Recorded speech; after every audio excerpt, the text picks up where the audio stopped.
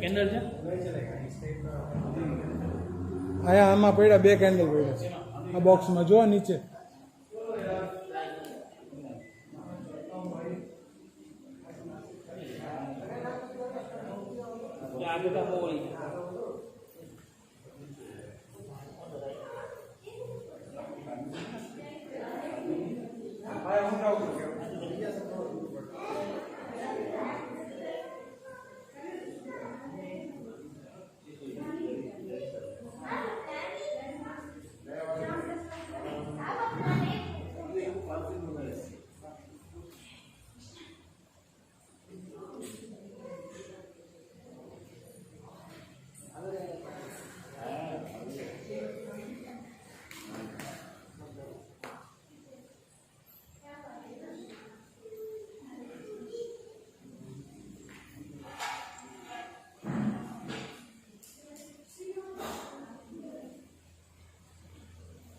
Candle sideways राखशो ने तो जल्दी सड़कशे।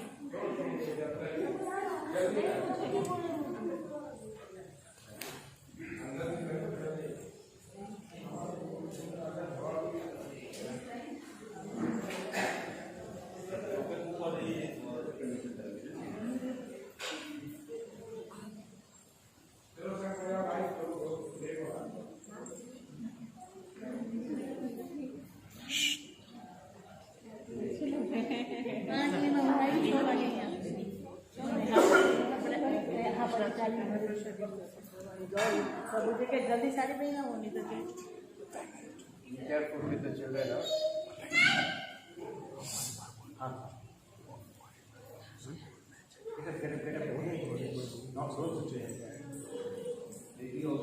Take care of your children, huh?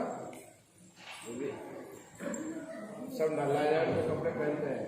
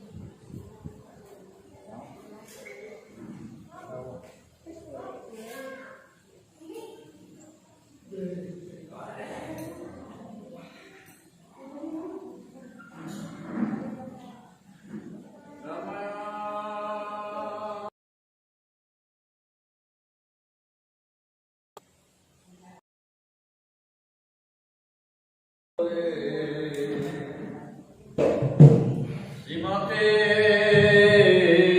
भक्ति वेदांत स्वामी नित्यानंद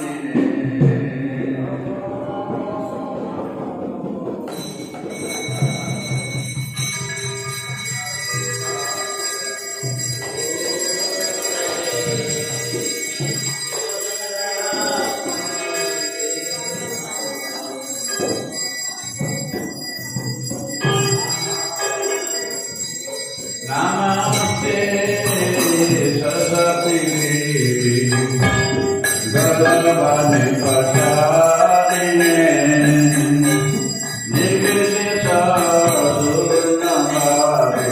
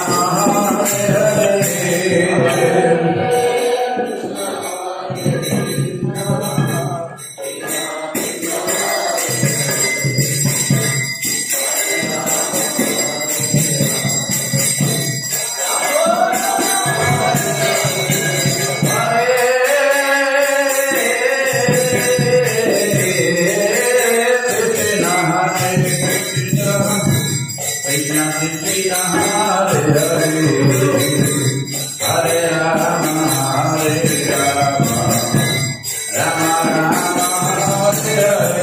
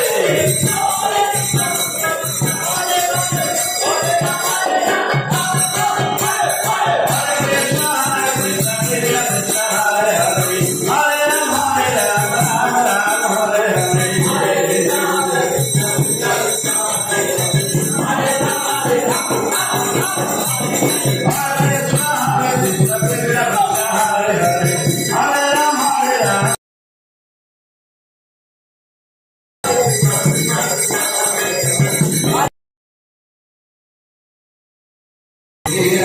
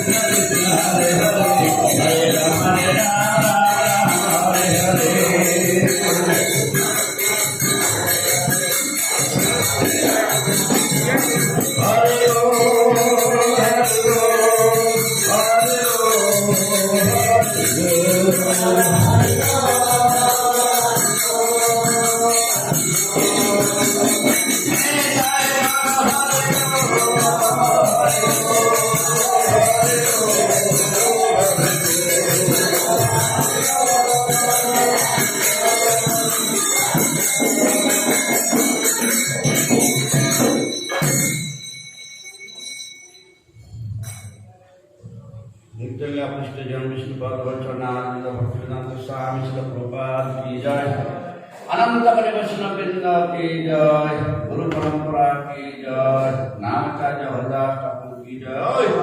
प्रेम से पढ़ो श्री कृष्ण चैतन्य प्रभु नित्यानंद श्री अद्वैत गदाधर शिवासादि गौर भक्तवृंद।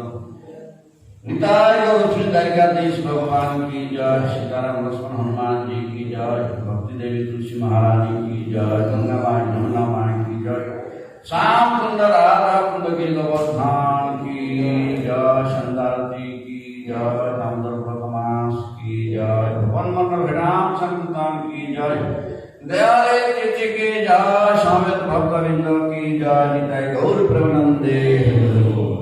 All glories to the Supreme Devotee, all glories to the Supreme Devotee, all glories to Guru and Gora. Hare Krishna.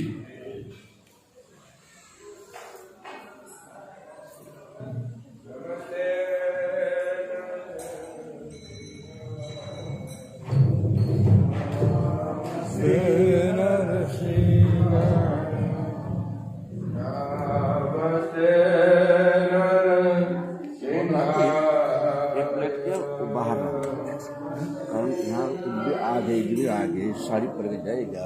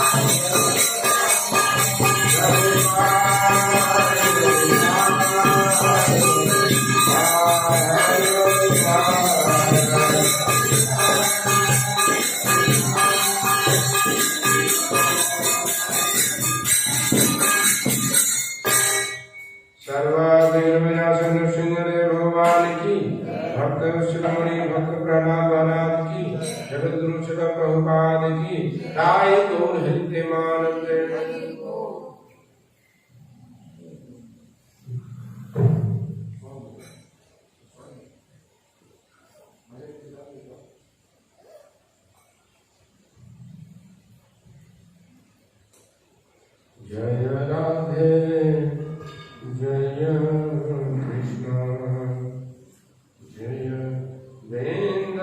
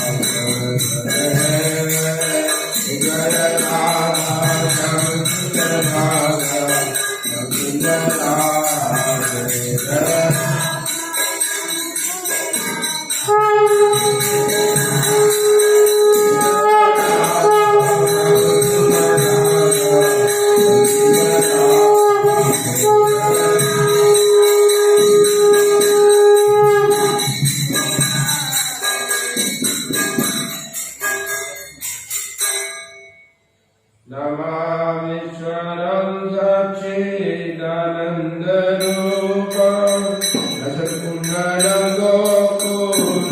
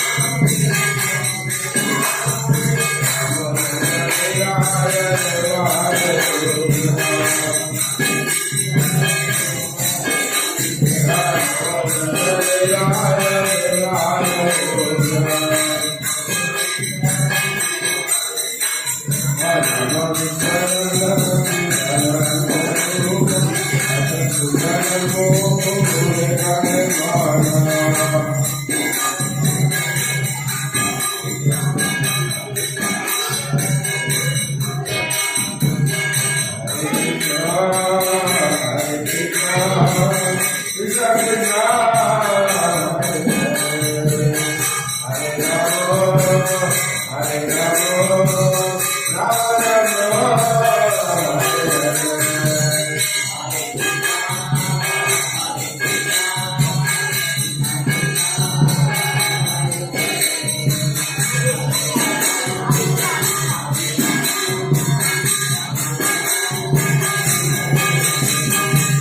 Hare Krishna, Hare Krishna, Krishna Krishna,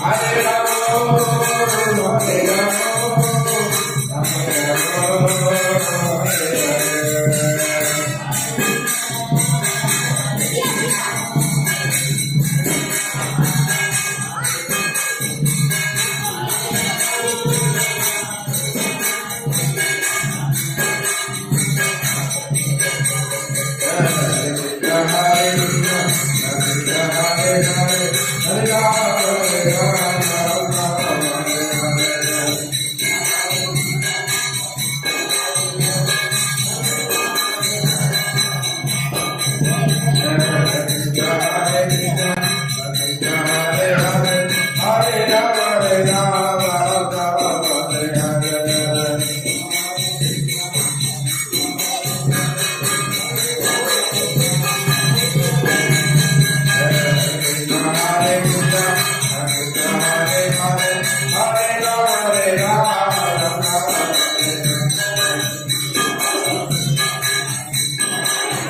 Rama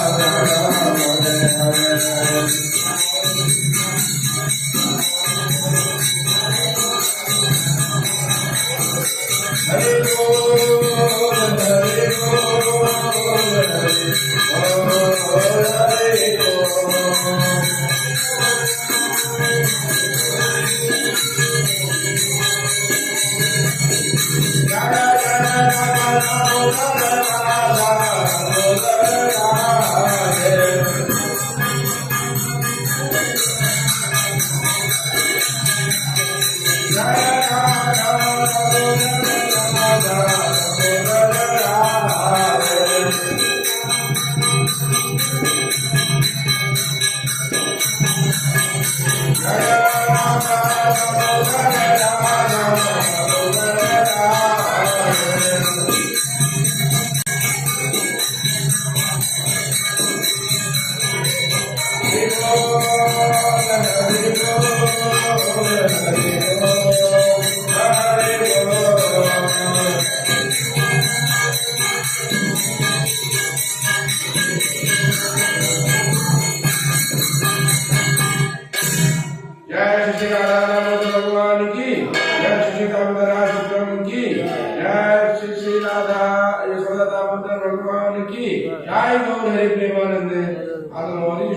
Hare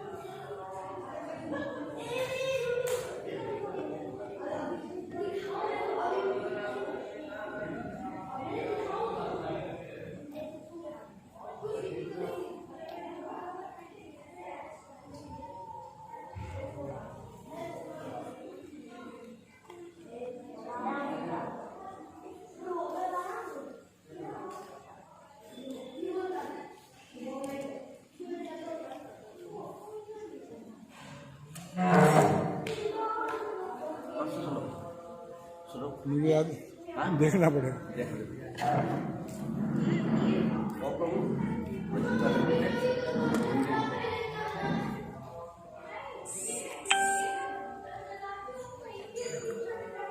हरे कृष्ण।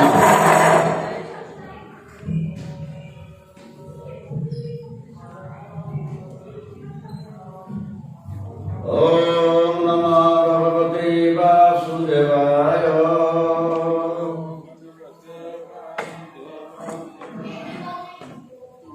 ओम नमो भगवते वासुदेवाय।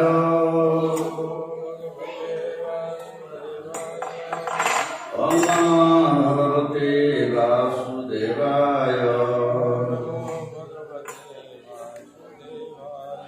नारायणं नमस्कृतं नारायण चैव नरोत्तमं देवी सरस्वती व्यासं ततो जयमुदीरये। नष्टप्रायेषु अभद्रेषु नित्यं भागवतं सेवया भागवतामृतं श्लोके भक्ति भवति नैष्टिकी। मुखं करोति वाचालं पंगुलंघयते गिरिं। यत्कृपातमहं वन्दे श्रीगुरुदिनतारिणे परमानंदमाधवं श्री चैतन्य देव। हरे कृष्ण। आज विशेष पर्व में आप सभी के स्वागत है। श्रीमद् भगवद गीता का हमने नित्य चर्चा अभी अध्याय 17 श्लोक नंबर 21 चल रहा है। क्योंकि श्रद्धा के विभाग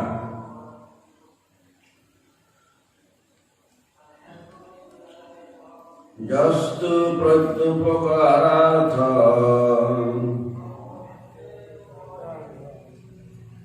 फलम् उद्दिश्य वा पुनः दीयते च परिक्लिष्टम् तद्दानं राजसंस्कृतम्। यस्तु प्रत्युपकारार्थं फलम् उद्दिश्य वा पुनः दीयते च परिक्लिष्टम् तद्दानं राजसंस्कृतम्। यस्तु प्रत्युपकारार्थं फलम् उद्दिश्य वा पुनः दीयते च परिक्लिष्टम् तद्दानं राजसंस्कृतम्। श्रील प्रभुपाद के शब्दार्थ अनुवाद तात्पर्य। जत जो तू लेकिन प्रति उपकार अर्थम बदले में पाने के उद्देश्य से फलम फल की उद्देश्य इच्छा करके बा अथवा पुनः फिर दियोते दिया जाता है च भी परिक्लिष्टम पश्चाताप के साथ तक उस दानम दान को राजसम रजोगुणी श्रीतम माना जाता है। अनुवाद।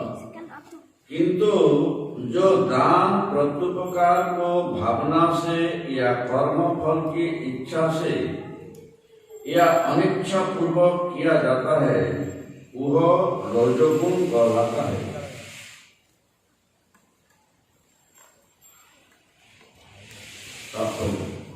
दान कभी स्वर्ग जाने के लिए दिया जाता है तो कभी अत्यंत कष्ट से तथा कभी इस पश्चाताप के साथ कि मैंने इतना व्यय इस तरह क्यों किया।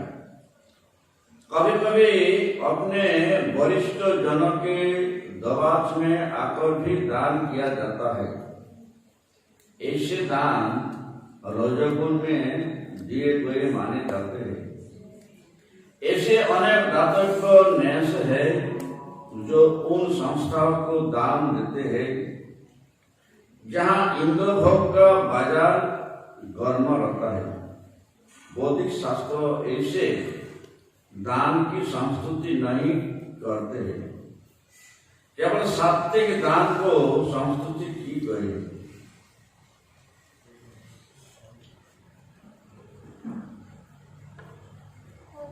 तो इस जो अध्याय है इसके नाम है श्रद्धा। श्रद्धा का विभाग है। तो धर्म के पहले का सोपान, भक्ति मार्ग के पहले का सोपान है श्रद्धा। इसलिए रूप गोस्वामी कहते हैं भक्ति रसायन सिंधु में, आदो श्रद्धा तो साधु संग तो भजन क्रिया। तो जो भी हम काम करे, सेवा करे, भक्ति करे, इसके पहले के सोपान है श्रद्धा। अगर किसी को श्रद्धा वरिष्ठ है, किसी को श्रद्धा प्रगाढ़ है, एकनिष्ठ है, तो उस श्रद्धा से पाथर भी बात कर सकते हैं। इसका हम पाथर कहते हैं। वो श्रद्धा से अगर हम कोई पाथर के भी पूजे तो कहा जाता है वो पाथर भी बात करते हैं। कारण इस श्रद्धा से स्वयं भगवान हो, देवता हो, उनको प्रकट हो जाते हैं। तो श्रद्धा का इतना महत्व होता है। तो एक कहावत में कहते हैं, मानोगे तो सीख और नहीं मानोगे तो पत्थर। तो ज्यादा से ज्यादा हम शिवलिंग जो देखते हैं पत्थर के ही होते हैं। कोई पत्थर पे अगर हम उसके उठा के लेके आए, उससे हम पूजा करें तो भोले बाबा उसमें प्रकट हो जाता है और उसमें खुश हो जाते हैं, उसमें आनंद प्राप्त हो जाते हैं और वही सेवा स्वीकार कर लेते हैं। जो पत्थर को हम कोई नदी में, कोई समुद्र में, कोई फील्ड में पड़ा हुआ मानते थे और जो उसके श्रद्धा से हम सेवा किए तो वही पत्थर हमारे पास एक देवतुल्य बन जाते हैं। इसलिए भक्ति मार्ग हो और कोई भी सेवा कोई भी हो, इसका पहले का सोपान है श्रद्धा। इसलिए रूप गोस्वामी कहते हैं आदो श्रद्धा। जब हमारे पास श्रद्धा होते हैं तब हम सत्संग में आते हैं, व साधु संग में आते हैं। और जब हम इस प्रकार सत्संग में आते हैं तो हमारा सत्य ज्ञान, सत्य विवेक, सत्य ज्ञान सब कुछ प्राप्त होते हैं, जिसके माध्यम में हमारा स्वभाव को, नेचर को हम परिवर्तन करके भगवान मुखी कर सकते हैं। तो इसी प्रकार से श्रद्धा ऐसे वस्तु है जिसके माध्यम से हम ऊपर तक जा सकते हैं। तो श्रद्धा के यहाँ पर तीन भाग किया है। एक सात्विक श्रद्धा, एक राजसिक श्रद्धा और एक तामसिक श्रद्धा। तो कहते हैं जो श्रद्धया परया तप्तम तपस्तु त्रिविधम नरो। हम हंसा के लिए भौतिक जगत के तीन प्रकार का क्लेश में भुगते होते हैं। उसके अंदर कुछ मानसिक क्लेश है, कुछ शारीरिक क्लेश है और कुछ दैविक क्लेश है। तो हर एक व्यक्ति कुछ ना कुछ, किसी न किसी क्लेश में हम सफर करते हैं। और ऐसा एक श्रेणी का मनुष्य है जो तीन क्लेश के अतिरिक्त उनके पास और कोई आरोप क्लेश होते हैं, जिसके होते बड़ो सुखे दुखी। एक तो कुछ मानुष होते अपना दुख से दुखी होते और कुछ मानुष होते दूसरा का सुख से दुखी होते। कुछ ऐसा मानुष होते हैं जो दूसरा का सुख से दुखी होते। भाई वो कैसे इतना बड़ा बन गया, उसके जीवन में कैसे इतना मजा आएगा, आनंद आएगा, वे तो है नहीं। तो इस प्रकार से भी व्यक्ति है। तो प्रभुपाद ने भौतिक जगत के इसको व्याख्या की। ये भौतिक जगत का वैशिष्ट्य ही है। हम नहीं चाहते दूसरा किसी को सुख हो व दूसरा किसी को आनंद हो, दूसरा किसी को लाभवान हो।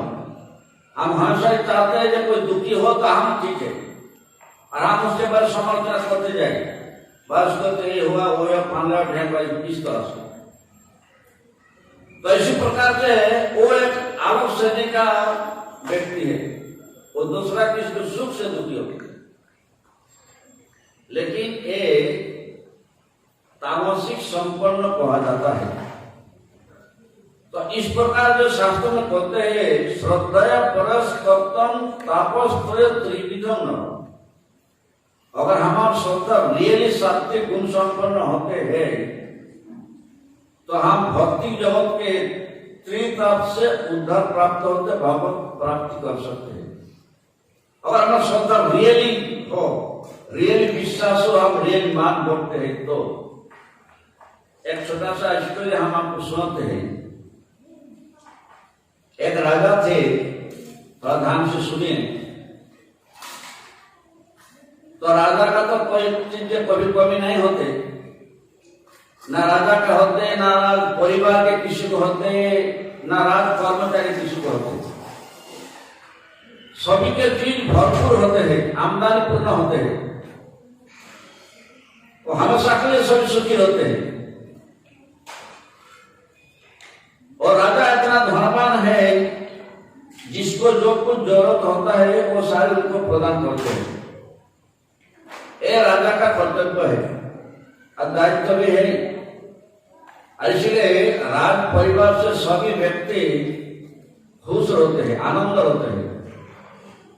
लेकिन उस राजमहल में राजा का एक बेटी था, वो कभी खुश नहीं था। तो राजा हमेशा सोचते थे ये क्यों खुशी नहीं है, हमेशा के लिए दुख क्यों है। तो राजा ने पूछे जानकारी से, जो उनको बेटी के कोई भौतिक सुख संपद में कोई आनंद नहीं है। भले ही यहाँ पर हर कुछ संपद मिलते हैं, लेकिन उसमें थोड़ा सा भी खुश नहीं है।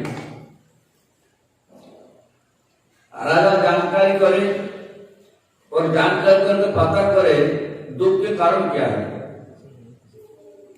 तो राजा कन्या ने कहते हैं हमारा एक ही दुख है, इस भौतिक जगत से जन्म मृत्यु जरा से उद्धार प्राप्त होने का रास्ता मिलना, रास्ता ढूंढना, वो प्राप्त करने हमारा दुख है। कारण हमको वो रास्ता आज तक नहीं मिला, हम प्रयास कर रहे जानने के लिए, ढूंढने के लिए, पता करने के लिए, लेकिन नहीं मिल रहा। तो हमको वो चाहिए। तो राजा ने कहे होते हैं साधु संत बता सकते हैं, मुझे तो इस तरह कुछ मालूम नहीं है कि कैसे पार्वती कल्याण हो जाए। हम तो हमेशा के राजकाज में व्यस्त होते हैं। तो इसके लिए क्या जरूरत है। राज परिवार में एक ब्राह्मण आते थे, तो ब्राह्मण के पूछे भाई पारमार्थिक कल्याण के लिए, भगवत प्राप्ति के लिए रास्ता क्या है, जिसको परम सुख परम शांति कहा जाते। तो ब्राह्मण जी ने कहे उसके लिए अटूट श्रद्धा चाहिए। आज जो किसी को अटूट श्रद्धा रहे तो गुरु के आश्रय आए, जो गुरु के शिकार करे और गुरु के निर्देश से जीवन यापन करे पूर्ण विश्वास से, तो उनको परम सुख का प्राप्ति का रास्ता मिल जाता है। हरे कृष्ण। तो इसी प्रकार से ब्राह्मण ठाकुर सुझाव देते रहे लेकिन इसी प्रकार से गुरु कहाँ मिले अभी तो पता होना चाहिए। तो एक चोर था, वो कुछ दिन से प्रयास करते थे हम कैसे राजमहल में घुसे चोरी करें, लेकिन राजमहल में घुसने के लिए और चोरी करने के लिए उनको मौका नहीं मिलते थे। इतना गेटकीपर है, पहरेदार है, लेकिन वो यही सोच रहा था हम इसका कैसे मौका प्राप्त करें। यहाँ का दुर्बलता कहाँ है कि हम उसके राजमहल अंदर तक घुस सकता, किसी से मिल सकता, कारण गेट से तो कोई घुसने तो उनको तो बहुत पैसा देना पड़ेगा तभी अंदर आ पाएगा। उनको पता चले राजा का जो पुत्री है उनको एक अभिलाषा है, और वो अभिलाषा क्या है, एक गुरु के खोज की अभिलाषा है। और जो गुरु मिले तो उनके लिए राजा का दरबार खुला है अपना बेटी के संतुष्टि के लिए। चोर सोचे मैं क्यों नहीं ये फायदा उठाऊं, तो चोर ने सोचे गुरु के चेहरा कैसा है उसी अनुसार से चोर अपने को तैयार करे। एक गुरु के जैसा जटाधारी, गोप दाढ़ी, पूरा ड्रेस, ये सारे शुरू कर दिया और गुरु के वेश धारण करके और राजमहल के गेट में प्रवेश किया और तुरंत गेट कीपर चले जा, भाई तो गुरु आएगा, हमारा राजा का पुत्री का अभी इच्छा पूर्ण बन जाएगा। तो चोर पूरा गुरु के वेश में बोला, हम तो राजा का बेटी के साथ मिलने जा रहा है, मेरे को सपने मिला और उस सपने से हम आया। तो राजा को तुरंत तो खबर था, राजा हाँ हम तो वही ढूंढ रहा था, चलो चलो उनको आने दो, हमारे बेटी के साथ मिलने दो। राजा शिकार कर लिया, वो चोर तो पूरा गुरु के वेश धारण करके आकर राजपुत्री साथ मिला और बोले बेटी बोलो आपका जो अभिलाष है हम पूर्ण कर देंगे। बोला हमारा क्या अभिलाष है, हमारे 7 रास्ता बताओ जिस रास्ता से हम भगवत धाम प्राप्त कर सकते हैं। हमारे पास श्रद्धा है लेकिन आप वो श्रद्धा कहाँ अप्लाई करें वो मुझे मालूम नहीं है। बोला आपका रास्ता क्लियर, आप चिंता मत करो, हम आपको अच्छा रास्ता में ले जाएगा। लेकिन वो था चोर, लेकिन चोर बोले आपको हमारा बात सुनना पड़ेगा, हमारा बात से विश्वास रखना पड़ेगा, हमारा बात से श्रद्धा रखना पड़ेगा, तभी आपको लक्ष्य पहुंच सकता है। राजा का बेटी बोला जो बोला हम वही करें। तो चोर बोले देखिए साधु के पास जाना, इसके ऊपर बोलेट को लेना, अगर आप वैभव में रहना और बोला भक्ति करे भजन करे तो इसमें भगवत प्राप्ति नहीं बनेगा, आपको वैभव त्याग करना पड़ेगा। तो राजपुत्री बोला जो बोला वही करेगा। तो बोला आपका पास कितना सोना अलंकार है? वो साधु ने पूछे, चोर रूपी साधु ने पूछे कि आपका पास कितना स्वर्ण का अलंकार है? वो सारे हमारे पास जमा करो और हम जो बोले आप वो करो। पर ठीक है हम आप जो बोला वो, बस हमारे एक ही रास्ता, हमको भगवान पास जाना, भगवान से मिलना, बोला मिल जाएगा। तो राजा उनको रानी के पास जितना स्वर्ण का अलंकार था वो चोर, साधु रूपी चोर, गुरु रूपी चोर सारे अपना जेब में डाल लिया और डाल के बोले आप हमारे साथ चलो, हम आपको जाएगा बताएगा, आप वहां जाके साधन भजन करो, आपको भगवान मिल जाएगा। तो राजपुत्र ने पूरा विश्वास किया, चलो हमको अच्छा गुरु मिल गया, हमारे पास तो भगवान पास जाना तो हम स्वर्ण अलंकार क्या करना। तो साधु जी जो बोला बोले चलो आप जहां बोला वहां चलो, जाने के लिए तैयार है। तो साधु जी ने वो चोर जो थे जंगल में ले गए और जंगल में लाके एक पेड़ के बैक साइड दोनों हाथ बांध दिया और सारे अलंकार पूरा लेके बोला हम जा रहा, जब तक नहीं आना यहाँ से लड़ना नहीं, हमारे पास श्रद्धा रखो, विश्वास रखो। और हम एक मंत्र दे रहा, उस मंत्र का नारायण नारायण जपते जाओ। और आज पूरा सौदारा का भाई गुरुदेव बोल रहा, उसको दोनों हाथ बैक साइड बांध के रख दिया और नारायण नारायण जपते जाए जपते जाए जपते जाए। अभी एक दिन किया, 2 दिन किया, 3 दिन किया, 4 रोज किया, अभी बेचारे भोजन भी नहीं मिला, खाना भी नहीं मिला, कुछ नहीं मिला, जंगल में कौन क्या देगा। अब जो सोच रहा है तो मरेगा अपने आप। तो हमारा जो उद्देश्य था सारे अलंकार प्राप्त करना, चोरी करना, तो बिना चोरी से हमको प्राप्त हो गया तो हमारा काम बन गया होता, अपना भूख से सूख के मर जाएगा। अभी 4 दिन के बाद नारायण प्रकट हो गया। वो बेचारे भक्त से प्यार से वो गुरु समझ के, गुरु का आदेश समझ के, उनको श्रद्धा कर उस नारायण के डाकते जा रहा। अभी तरफ रहा भूख से, कोई पानी भी नहीं मिल रहा। अभी तरफ से डाकने से वो नारायण रहने पे नारायण पर प्रकट हुआ। और नारायण प्रकट होकर बोले तुम्हारा ये दोषा कैसे किया? बोले हमारे गुरुदेव ने बोला। बोले कौन है तुम्हारे गुरुदेव? बोले आप जिसको गुरुदेव बोल रहे हो गुरुदेव नहीं है, चोर है। नारायण बोल रहा वो गुरुदेव नहीं है, वो चोर है। वो तुमको चीटिंग करके तुम्हारा सारी स्वर्ण अलंकार लूट लिया। अभी तुम यहाँ पर भूख में मरेगा। इसलिए मेरा बात सुनो, आप हाथ खोल देते में आप यहां से घर चल जाओ। तो बोले नहीं, गुरुदेव बोला हम जब तक नहीं आना तब तक यहां से लड़ना नहीं। बोले हमारा बात विश्वास करो, मानो तुम्हारा गुरु नहीं था और चोर था। नारायण बोल रहा, वो मनुष्य रूप से आया। तो बोले जो भी आप जो भी बोला हम आपको बात विश्वास नहीं करेगा। हमको गुरु बोला, हमसे गुरु स्वीकार कर लिया। तो बोला कोई बात नहीं, हम आपका हाथ खोल देते, कम से कम आप कोई जरूर कुछ तो भजन कर लो। बोले नहीं नहीं, हमारा हाथ जो बांधा गुरुदेव वही खुलेगा। तो बोले कोई बात नहीं, हम खोल देते। बोले ठीक है, वो खोल देना तो पहले आपको परिचय दे दो। तो जो मनुष्य रूपी नारायण थे और झूठा बात नहीं बोला, बोला हम स्वयं भगवान नारायण है। तो बोला हम तो आपको ही ढूंढ रहा था। बोले मैं तो आपको प्राप्त करने के लिए तो सब किया। बोले जो भी हो, लेकिन जो आपको साथ एक काम कर चोर है।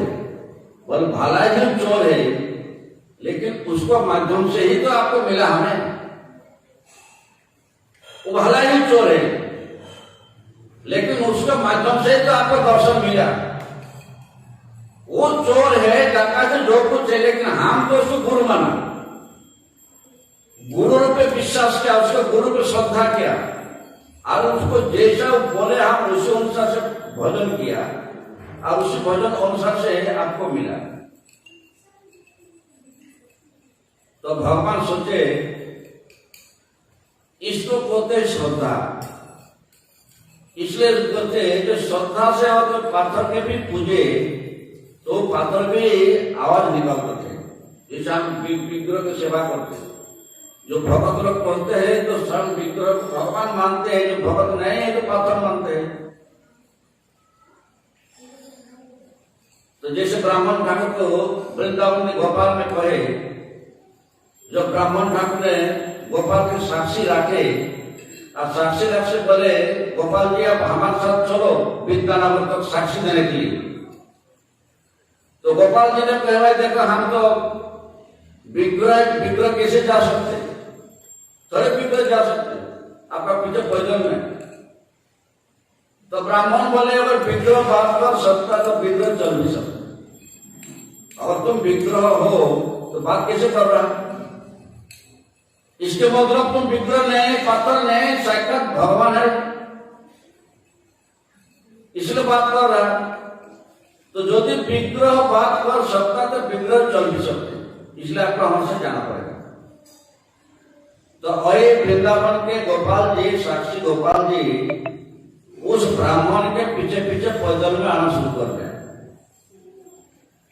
यह है श्रद्धा और विश्वास। तो नारायण ने बोले ठीक है, आपको श्रद्धा है, श्रद्धा सब कुछ है, श्रद्धा प्राप्त होगा, लेकिन हम आपसे नहीं विचार करने का। आपका गुरु कहाँ है बताओ, आपका सारी संबोधन आपके पास ले। अभी ढूंढते ढूंढते ढूंढते भगवान मानस को पहुंच गया, चाहे गुरु को पकड़े और चाहे गुरु को पकड़ के ले आए और ले करके बोलो भाई तुम इस पर चिट्ठी क्यों किया? तो गुरु ने बोले भाई ये तो हमारा कर्म है, चोर का कर्म है, लेकिन भला ही हम चीटिंग किया, लेकिन इसको श्रद्धा से तो कोई चीटिंग नहीं किया, कारण इसको श्रद्धा अटूट है, इसको पढ़े। इसलिए रामचंद्र ने रामायण बोलते हैं, जिसको मन में छल कपट हिंसा नहीं है, अटूट श्रद्धा और विश्वास है, वो भी मुझे को प्राप्त कर सकता है। और जिसके मन में छल कपट और श्रद्धा अटूट नहीं है, से जितना ही माला फेरे, उनके लिए मुझे प्राप्त करना बड़ा मुश्किल है। इसलिए धर्म में एक शब्द है जिसे कहते हैं आस्तेय। धर्म का 10 लक्षण है, ये 10 लक्षण के एक लक्षण है आस्तेय, अर्थात छल कपट भी। और हम किसी पर हिंसा ना करें, किसी को विद्वेष ना करें, अपर के भालो और मंगल के लिए सोचे, ये धर्म का एक सोपान होता है। और अगर हम 24 घंटे माला फेरे और हम सोचे अपर के अमंगल और अपर के सुख से हम दुख समझे, तो हम हमारा छल कपट का एक लक्षण है। उसमें माला फेरने से भी भगवान रामचंद्र बोलते हैं वो हमें प्राप्त नहीं कर सकते। इसलिए इस चैप्टर में श्रद्धा के विशेष महत्व बताए, और किसी को व्यक्ति के सरलता और श्रद्धा अटूट रहते हैं, इससे हमारे भागवत में और बहुत कुछ प्रमाण है इस श्रद्धा के बारे में। तो उनके लिए भगवत प्राप्ति बहुत सुगम होते हैं, बहुत सरल होते हैं। और इस श्लोक में बोलते हैं इसके आगे, जो भगवान स्त्री जला के व्यक्ति को उद्धार करके अपना श्री चरण में अर्थात अपना धाम में स्थान देते हैं। यही हमारा अटूट श्रद्धा का विशेष परिचय और विशेष लक्षण है। हरे कृष्ण। तो कल हमारा गोवर्धन पूजा है, आप सभी के स्वागत है। गोवर्धन पूजा में कीर्तन होगा, प्रसाद होगा शाम को। तो शाम को होगा, प्रभु जी बोले, तो आप कृपा करके सभी टाइम बता देना प्रभु जी। 6:30 में तो संध्या बोले 6:30 में होगा, फिर उसके बाद बाकी जो रेगुलर मंदिर का प्रोग्राम है वो चलते रहेगा। हरे कृष्ण। जय दामोदर भगवान के, स्वामी भक्तबिंद के, जय निताई गौर प्रेमानंदे। हरि हरि बोल।